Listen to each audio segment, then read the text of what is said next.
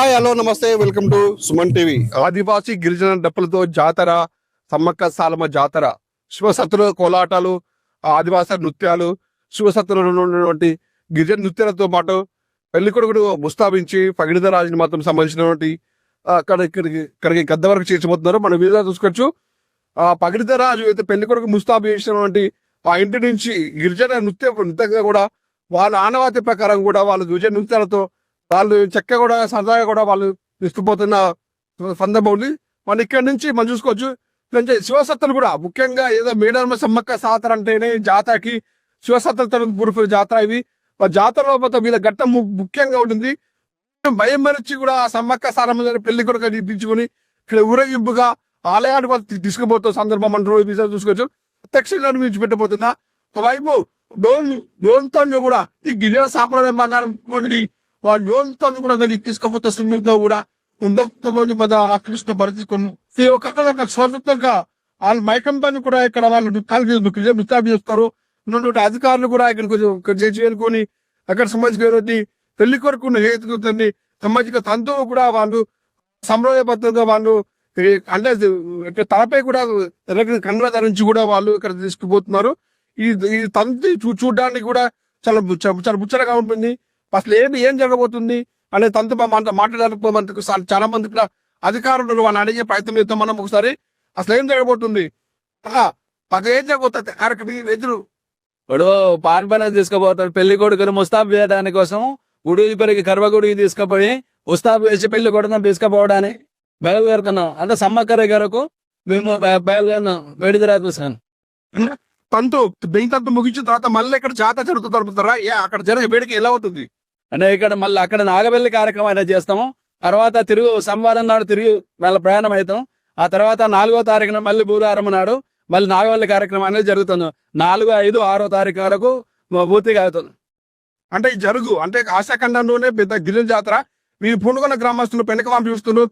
ఊరంతా కలిసి ఎలా సంబంధం చేసుకున్నారు పెళ్లి విధంగా పెళ్లి కొడుకు అంటేనే ఇప్పుడు మా ఆదివాసీ సంప్రదాయం ప్రకారం పెళ్లిళ్ళు చేస్తుండే అన్నట్టు పెళ్లి కొడుకుని ఎలా అయినా ముస్తాబు చేస్తారో ఇక్కడ ఉన్నటువంటి ఆదివాసీ కుటుంబాలన్నీ కూడా సమతుల్యంగా ఇల్లు అలుకు పూసుకొని ఈ కార్యక్రమాన్ని అంటే పెళ్లి చేసి మళ్ళీ తిరుగువారం మళ్ళీ చేసుకునేంత వరకు అది కొందరు ఉపవాసం ఉండి కార్యక్రమాన్ని ఇదంతా చేసిన తర్వాతనే మా యొక్క పెళ్లిళ్ళు అనేటి పేరంటాలు అనేటి జరుపుకోవడం జరుగుతావు. సార్ మీరు చెప్పండి, ప్రతి జాతరకి మీరు వస్తారు, ఆనవాయితీగా పట్టుమల్చ ధరించుకుని వస్తారు, ఆనవాయితీలు వస్తారు, ఏదో కనిపిస్తుంది మీకు. నేను ఆదివాసీ కులానికి చెందిన వ్యక్తిని కాబట్టి ప్రతి జాతరకి వచ్చి ఇక్కడ నుంచి వీళ్ళని ఊరేగింపుగా తీసుకెళ్లి ఇక్కడ నుంచి పగిడిత రాసి గద్దెరేరు తీసుకొచ్చే బాధ్యతని నేనే స్వయంగా తీసుకుంటా ఉంటాను. ఇక చాలా దిగ్ధపరితంగా అనిపిస్తూ ఉంటుంది. చాలా ఎక్సైటింగ్ అనమాట. శివసత్తుల పూర్ణకాలతో పాటు మొత్తం ఇక్కడ పగిడిత రాజు ఆదాయానికి పెళ్లి కొడుకు పుస్తకం తీసుకుపోతున్న మొత్తానికి జాతర మహాఘట్టం స్టార్ట్ అయిందని చెప్పుకోవచ్చు. సమ్మక్క సారక జాతర సంబంధించినటువంటి మొదటి ఘట్టం ఇప్పుడే ప్రారంభమైంది.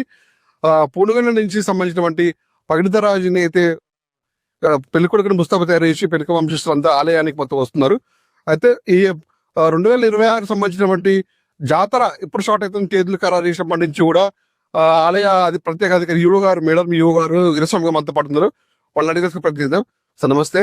అంటే ప్రస్తుతం జాతర 2026 జాతర తేదీ ఖరారు చేసినప్పటి నుంచి కూడా జాతర ఏ విధంగా సిద్ధం చేశారు? దేవాదాయ శాఖ తరపు నుంచి అన్ని రకాల ఏర్పాటు చేయడం జరిగిందండి. ఈసారి మహాజాతర సంబంధించి కొత్తగా నూతనంగా ఈ కట్టడాలు కూడా ప్రాకారం కానీ అంత మండప ఇవి మన గద్దెలు కానీ అన్ని పునర్నిర్మాణం చేయడం జరిగింది. కాబట్టి ఈసారి భక్తులకి ఎలాంటి అసౌకర్యం కాకుండా రాష్ట్ర ప్రభుత్వం, జిల్లా యంత్రాంగం మరియు ముఖ్యంగా సీతక్క మినిస్టర్ గారు ప్లస్ దేవాదాయ శాఖ మంత్రి కొండా సురేష్ గారు మరి ఇన్ఛార్జి మంత్రి మన పొంగులేటి శ్రీనివాస్ రెడ్డి సారు ప్రత్యేక చొరవతోటి ఈ జాతరను నిర్వహించడం జరుగుతుంది. అంటే ప్రతి జాతర వస్తుందంటే చాలు అంటే అధికారులు కూడా ఒక తలపిగా మారుతుంది. ఈసారి జాతరకి అన్ని సిద్ధం చేస్తారని తెలుస్తుంది. అన్ని విధాల భక్తులకు ఎలాంటి ఇబ్బంది లేకుండా జాతర మొదటి కంటే ఇప్పుడు స్టార్ట్ అవుతుంది. ఇప్పుడు ఎన్నో పోతుంది. ఇప్పుడు వచ్చేసి ఇవాళ మన పూనుగులలో వచ్చేసి పగిడిదరాలు ఇవాళ బయలుదేరేసి రేపటికి గద్దె మీద ఆసీనులు అవుతారండి. రేపు వచ్చేసి మన సార్లమ్మ అమ్మవారు, పగిడిదరాలు, గోవిందరాలు వస్తారు. 29 వచ్చేసి సమ్మక్క అమ్మవారు, శుక్రవారం 30 వచ్చేసి మొత్తం ఒక మొక్కుబళ్ళు చెల్లించుకోవడం జరుగుతున్నది. తర్వాత శనివారం వచ్చేసి వన ప్రవేశం జరుగుతుంది. దాంతో ఈ మహాఘట్టం అనేది ముగుస్తుంది. ఈ అంటే వారం రోజులు జరిగే ప్రక్రియకి ప్రభుత్వం ఎలాంటి సిద్ధం చేసింది అన్ని ఏర్పాట్లు వేసి? అన్ని రకాల ఏర్పాట్లు సర్వం ఎప్పుడో సిద్ధం అయిపోయింది. అంటే ముందస్తు జాతరకు కూడా ఇప్పటికి దాదాపుగా ఒక సుమారు 40 నుంచి 50 లక్షల వరకు కూడా పబ్లిక్ అంటే సెలవు దినాలు కావటంతో కొన్ని బుధవారం, శుక్రవారం, ఆదివారంతో పాటుగా కొన్ని సెలవు దినాల్లో కూడా భక్తులు విరివిగా అమ్మవారిని దర్శించుకొని మొక్కుబడులు చెల్లించడం జరిగింది. ఈ సంవత్సరం ఎంతమంది భక్తులు అమ్మవారిని దర్శించుకుంటారని చెప్పేసి? విషయంలో కంటే ఎక్కువే వస్తారు. ఎందుకంటే ఈ కట్టడాలు అనేవి కూడా బాగా పబ్లిసిటీ అయిపోయినాయి. అవి చూడటానికి ప్లస్ మొక్కులు చెల్లించుకోవడానికి కూడా 2 రకాలుగా అమ్మవార్లు దర్శనానికి వస్తారని చెప్పేసి ప్రభుత్వం మేము కూడా భావిస్తున్నామండి. దానికి అనుగుణంగానే అన్ని రకాల ఏర్పాట్లు చేయడం జరిగింది. ఈసారి జాతరకి మాత్రం ప్రభుత్వం అన్ని విధాలుగా మా సంసిద్ధం చేసింది. ఇక్కడ కూడా ఎలాంటి లోటుపాటు లేకుండా భక్తులకి వచ్చి అమ్మవారిని దర్శించుకుని హ్యాపీగా వెళ్లే విధంగా కూడా ప్రభుత్వం అన్ని ఏర్పాట్లు చేసిందని చెప్పేసి ఇక్కడ ఈవో వీరస్వామిగా చెప్తూ పరిస్థితి ఉంది.